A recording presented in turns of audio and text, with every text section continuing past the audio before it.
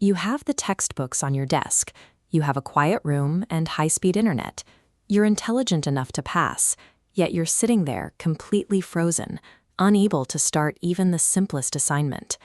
At this desk, the work in front of you disappears. Your mind is too busy replaying every hour you've wasted over the last 4 years, convincing you that you've already failed so many times that today's effort won't make a difference. You search for help, but the motivational speakers you find tell you to shame yourself into action or focus only on the final result. This advice acts as a trigger. The more they yell about what you should have done, the deeper you sink into your chair. These speakers are suffering from the curse of knowledge.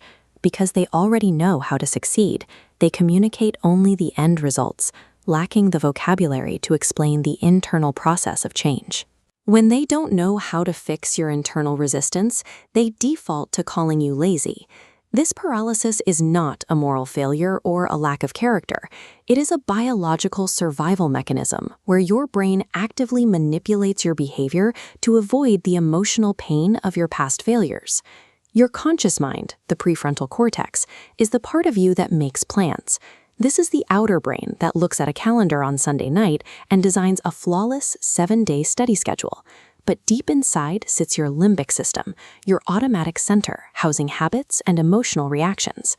Long-term plans require its cooperation. When you force change using short-term willpower, the conscious signal bounces off the deep-seated habits of your internal programming. Your prefrontal cortex can only hold out for about 4 days before it gets exhausted. You cannot expect to override 4 years of automatic limbic programming using a willpower reserve that only lasts for half a week. Your study guilt is actually a mismatch of timeframes. You are attempting to solve a massive, long-term biological habit using the fragile, short-term metrics of your conscious planning mind. To see the limbic system in action, look at a sleepwalker. Their conscious mind is completely offline, yet they can walk, open a fridge, and drink water. They are performing complex tasks entirely through automatic internal programming. If that sleepwalker drops a bottle, we don't call them a failure because they weren't consciously choosing their actions. The study time you've wasted in the past happened in a similar state. You were operating on a limbic autopilot that was simply following your existing data.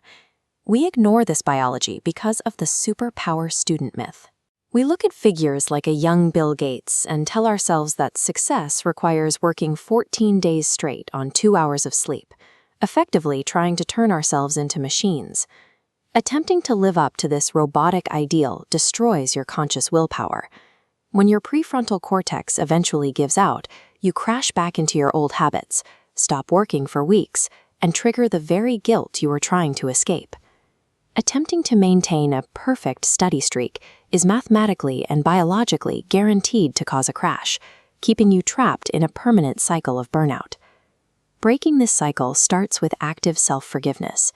When you feel that wave of guilt, remind yourself that your past wasted time was a result of old limbic data, not a conscious choice you are making in this moment.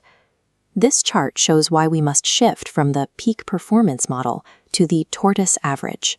By scheduling 6 days of study, followed by 1 mandatory rest day, you provide a predictable rhythm your brain can sustain.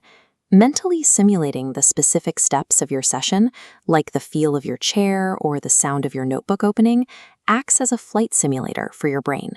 This rehearsal maps out the chain of causation for your limbic system, making the task feel familiar and safe before you even start. A student who studies 8 hours on a single Tuesday is quickly overtaken by someone who maintains a 5-hour average every day for 18 months. The math of consistency is undeniable. 2,700 hours of cumulative work creates a lead that no single burst of effort can ever catch. You stop the burnout cycle the moment you stop demanding perfection from a biological system that isn't built for it.